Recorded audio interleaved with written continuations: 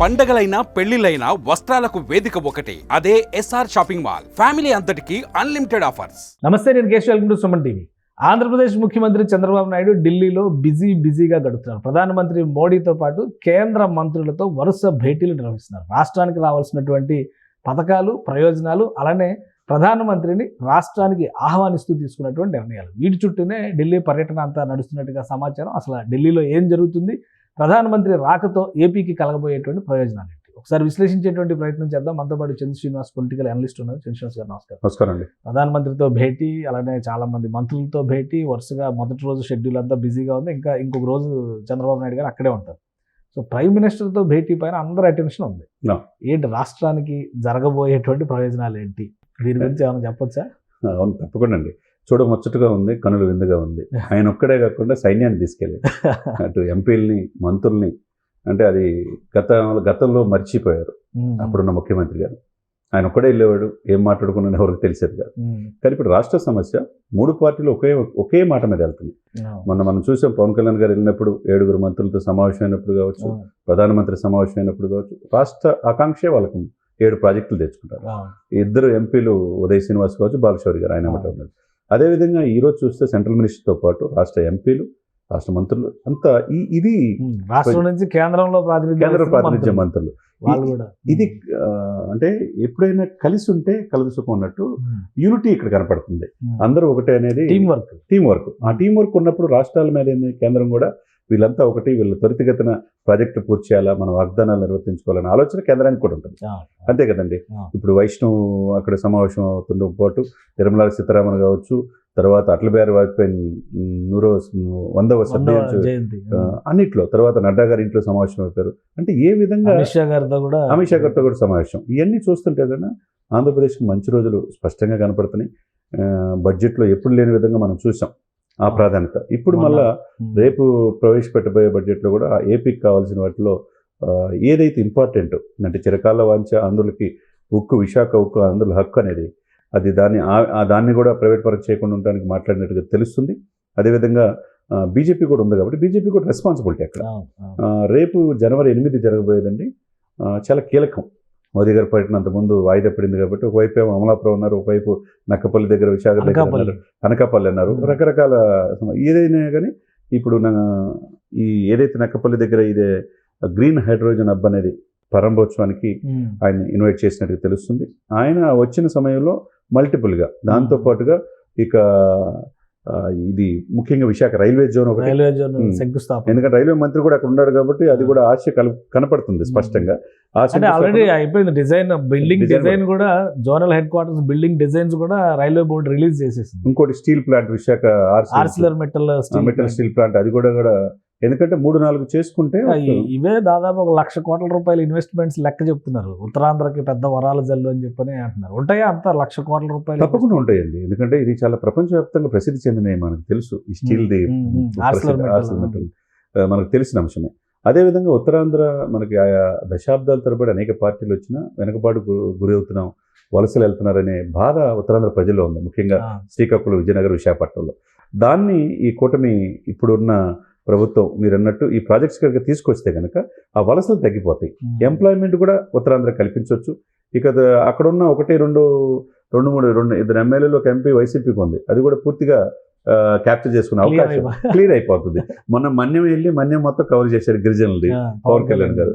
ఇప్పుడు రేపు ప్రధానమంత్రి మోదీ గారికి వచ్చిన తర్వాత ఉత్తరాంధ్రని మేము ప్రత్యేక దృష్టితో చూస్తామనేది ఈ నమ్మకాన్ని కూటమి కలిగించగలిగితే, ఎందుకంటే ఈ కూటమిలో బీజేపీ, జనసేన, టీడీపీ ఉన్నాయి. ఈ 3 కలయిక అద్భుతంగా పనిచేస్తున్నారు. ఏవి కావాలో వీళ్ళు చక్కగా మ్యాచింగ్ గ్రాంట్ ఇస్తామన్నారు. సకాలంలో మీరు ఇస్తే కనుక మేము చేయాల్సింది మేము చేస్తామని చెప్పి అంటున్నారు. ప్రాజెక్టు పంపిస్తున్నారు, అధికారులు 24 గంటలు కష్టపడుతున్నారు. గతంలో అది మనం చూడాలి. కాబట్టి ప్రాజెక్టులు వస్తున్నాయి. ప్రాజెక్టులు అన్నీ కూడా 6 నెలల్లో జరిగిన పరిణామం. 6 నెలలే కదా, ఇంకా 4 సంవత్సరాలు 6 నెలలు ఉంది. ఈ 6 నెలలు ఇన్ని మల్టిపుల్ ప్రాజెక్ట్స్ 1,00,000 కోట్లు విలువ చేసి రావటం అంటే మామూలు విషయం కాదు.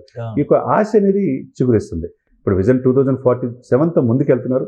అదేవిధంగా ఆంధ్రప్రదేశ్లో ఒకవైపు రాజధాని పనులు శరవేగంగా పూర్తవుతున్నాయి, పోలవరం పూర్తవుతున్నాయి. మీరున్నట్టు ఈ దీర్ఘకాలిక ప్రయోజనాలు చూస్తే ఇటువంటి ప్రాజెక్టులు వస్తే కనుక ఎంప్లాయ్మెంట్ కూడా చాలా పెద్ద ప్రాజెక్టులు కదా. హైడ్రోజన్ హబ్ కానీ, ఈ స్టీల్ ఫ్యాక్టరీ కానీ, ఆర్సిలర్ మెటల్ స్టీల్. ఇప్పుడు ఉన్న పరిస్థితుల్లో విశాఖ స్టీల్ ప్లాంట్ గురించి ఎక్కువ డిస్కషన్, ఒక ఎమోషను, సెంటిమెంటు ఇవన్నీ ఉన్నాయి. కొత్తగా ప్రైవేట్ కంపెనీ వస్తే విశాఖ స్టీల్ ప్లాంట్ ఉంచుతారా, ప్రైవేట్ పరం చేస్తారా, ఏం చేస్తారనేటువంటి టెన్షన్ వాతావరణం ఉంది. ఆల్రెడీ ఉద్యోగులు అయితే చాలామంది ఎంప్లాయీస్ ఆందోళన బాట పడుతున్నారు.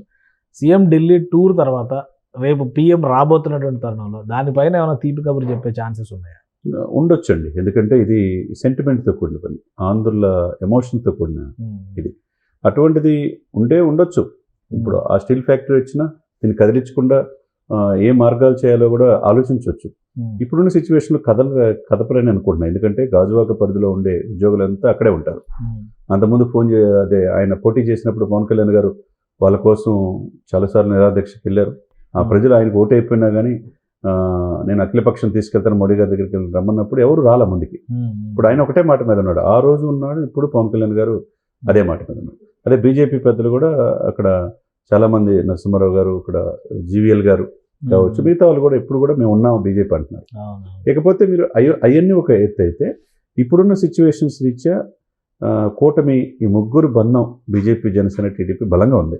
ఈ సిచ్యువేషన్స్లో దాన్ని అనవసరంగా ఉత్తరాంధ్రలో ఇన్ని ప్రాజెక్టులు తీసుకొస్తా, స్టీల్ విశాఖ దాన్ని ఒక్కటినే ప్రైవేట్ పరం చేయటమా, లేకపోతే ఇది చేయటమా, క్లోజ్ చేయటం అనేది చేయరనే నేను అనుకుంటున్నాను. రెడీగా బడ్జెట్ విషయంలో లోటు బడ్జెట్ కానీ అమరావతికి ఆల్రెడీ అలాటెడ్ 15,000 crores మొన్న ఇంటరిమ్ బడ్జెట్లో పెట్టారు.